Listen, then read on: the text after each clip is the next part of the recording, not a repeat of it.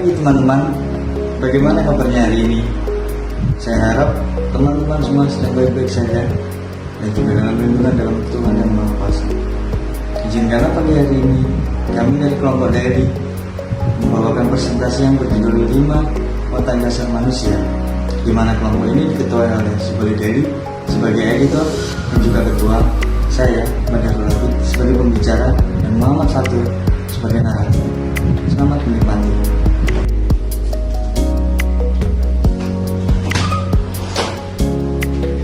Watak menurut Ahmadi adalah pribadi jiwa yang dapat diperbaiki, bisa juga dipengaruhi, bisa juga dimajukan, dan juga bisa dirusak. Karena itu, bahasa modernnya sekarang adalah karakter. Manusia yang berkarakter seharusnya memiliki watak-watak yang baik. Oleh karena itu, kami akan menjelaskan dari beberapa sketsa yang akan datang. Silakan menikmati. Manusia diciptakan sebagai makhluk sosial yang tidak bisa hidup seorang diri. Dalam hidup, setiap orang perlu berinteraksi dan membutuhkan bantuan seseorang dalam kehidupan sehari-harinya. Bagi sebagian orang, memiliki tempat nyaman untuk menceritakan masalahnya kepada orang lain merupakan sebuah keberuntungan. Kita sebagai manusia jadi memiliki ruang untuk mengekspresikan dan mengeluarkan segala unek-unek yang tersimpan. Hal ini menjelaskan bahwa manusia memerlukan bantuan orang lain dalam memenuhi segala kebutuhannya.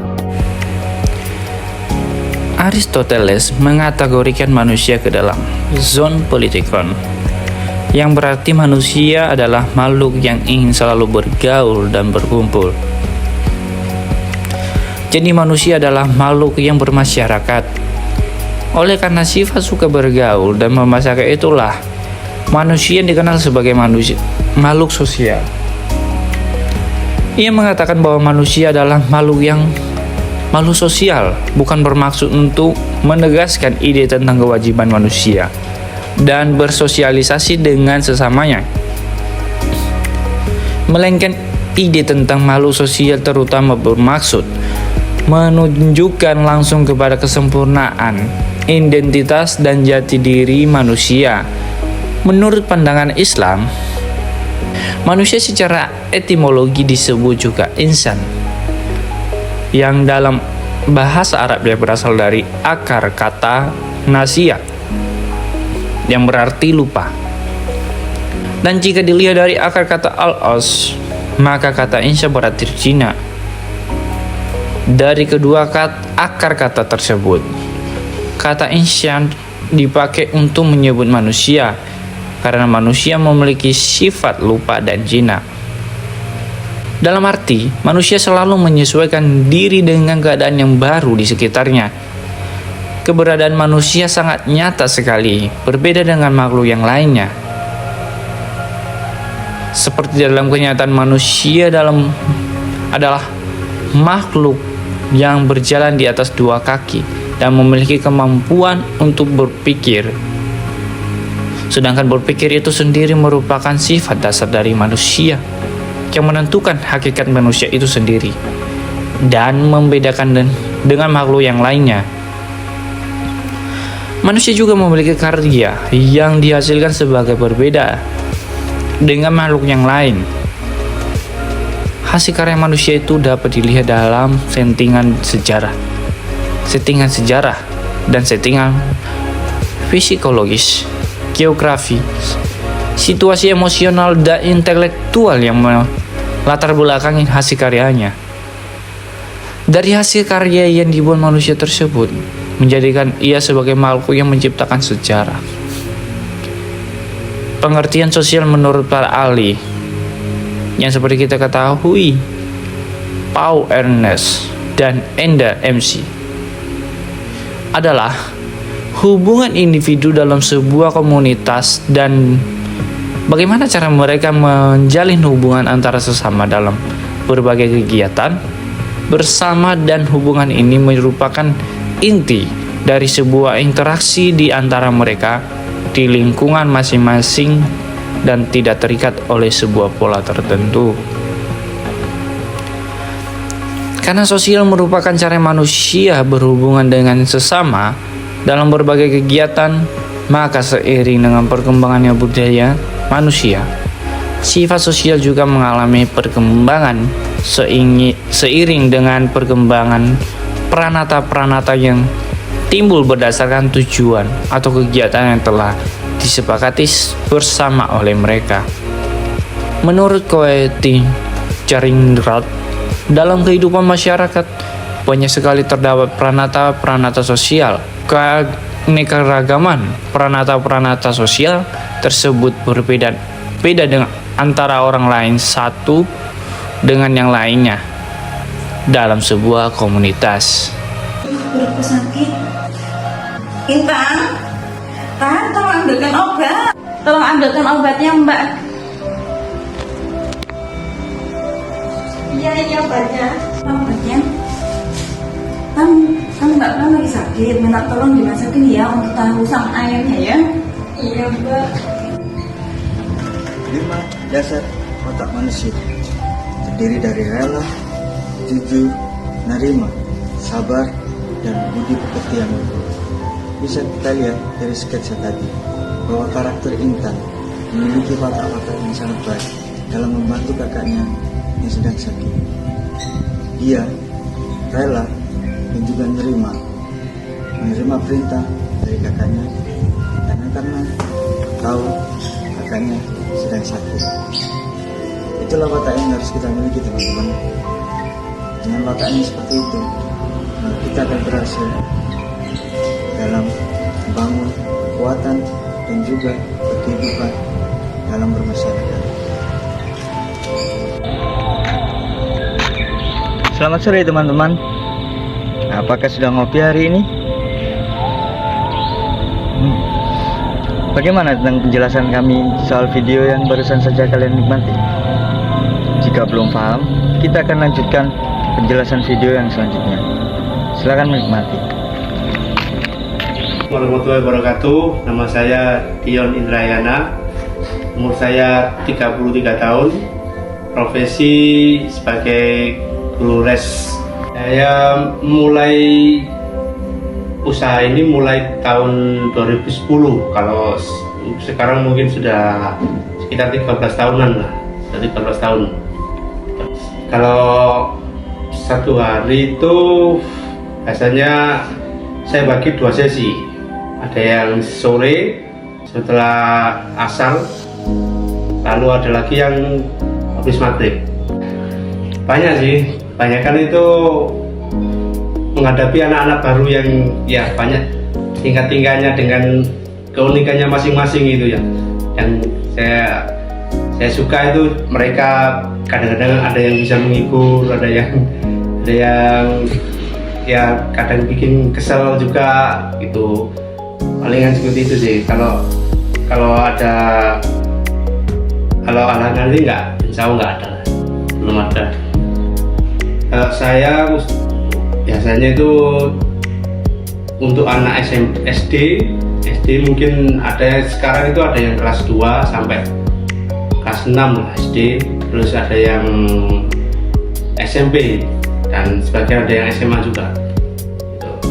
Kalau penghasilan alhamdulillah selama ini insya Allah nggak ada kekurangan sih.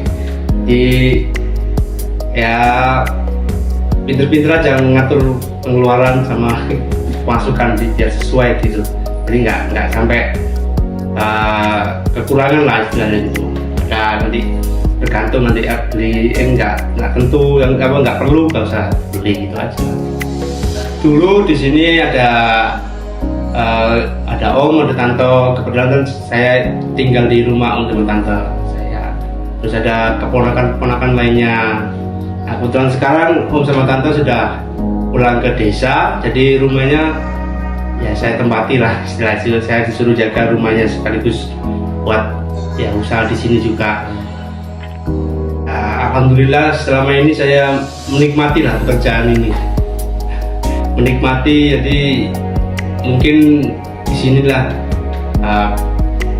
jiwa pengajar atau pendidiknya mungkin dari sini ya. Dari dulu kan saya suka ngajari anak dari zaman sekolah dulu sudah sering lah ngajarin gitu, jadi mungkin sudah kebiasaan.